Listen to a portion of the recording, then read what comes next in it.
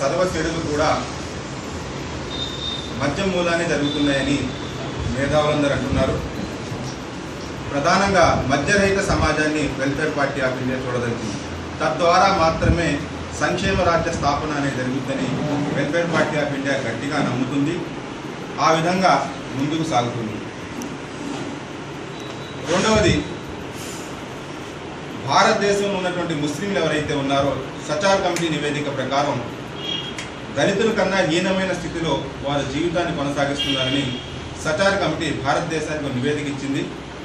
మేము ప్రభుత్వాన్ని డిమాండ్ చేస్తున్నాం, వెంటనే సచార్ కమిటీ నివేదికపై అమలు చేసి మరి దళితుల కన్నా హీనంగా జీవితం సాగిస్తున్న ముస్లిం జీవితాల్లో సంక్షేమం కోసం ప్రభుత్వం పాటుపడాలని, ఆ దిశగా ప్రయత్నం చేయాలని నేను వెల్ఫేర్ పార్టీ ఆఫ్ ఇండియా తరఫున మీ ద్వారా నేను ప్రభుత్వాన్ని డిమాండ్ చేస్తున్నాను.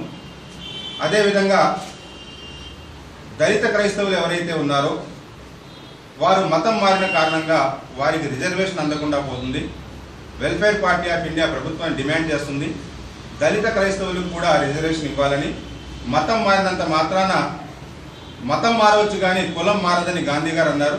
కాబట్టి మతానికి రిజర్వేషన్ ముడి లేకుండా మరి వారికి రిజర్వేషన్ కల్పించాలని వెల్ఫేర్ పార్టీ ఆఫ్ ఇండియా అధ్యక్షుడిగా నేను మీ ద్వారా ప్రభుత్వాన్ని కోరుతున్నాను. అదేవిధంగా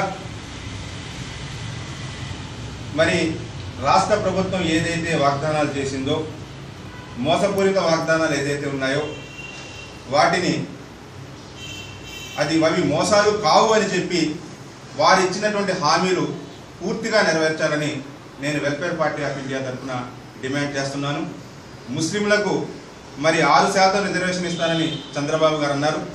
అదేవిధంగా నిరుద్యోగ విద్యార్థులు ఎవరైతే ఉన్నారో వారికి ఉద్యోగాన్ని కల్పిస్తానని, లేదంటే వారికి ఉద్యోగం వచ్చే వరకు 2000 రూపాయలు వృత్తి చెల్లిస్తామని ఆయన వాగ్దానం చేయడం జరిగింది. వెల్ఫేర్ పార్టీ ఆఫ్ ఇండియా మీ ద్వారా డిమాండ్ చేస్తుంది, ఆయన ఏదైతే వాగ్దానాలు చేశారో మరి 6% రిజర్వేషన్ ముస్లింలకు, అలాగే నిరుద్యోగ యువత ఎవరైతే ఉన్నారో వారు ఏ కులానికి చెందిన వారైనా సరే, రాష్ట్రానికి చెందిన వారైతే మరి 2000 రూపాయలు ఇస్తామని చెప్పారు. మేము డిమాండ్ చేస్తున్నాం, వెంటనే నిరుద్యోగ యువతకు 2000 రూపాయలు అందించాలి.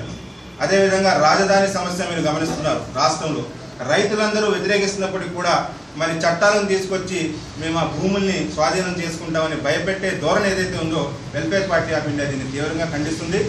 యుఎన్ఓ ఐక్యరాజ్య సమితి లాంటి మహా సంస్థలే 25 ఎకరాల్లో తమ స్థావరాలు ఏర్పాటు చేసుకుని మరి ప్రపంచాన్ని శాసిస్తుంటే కేవలం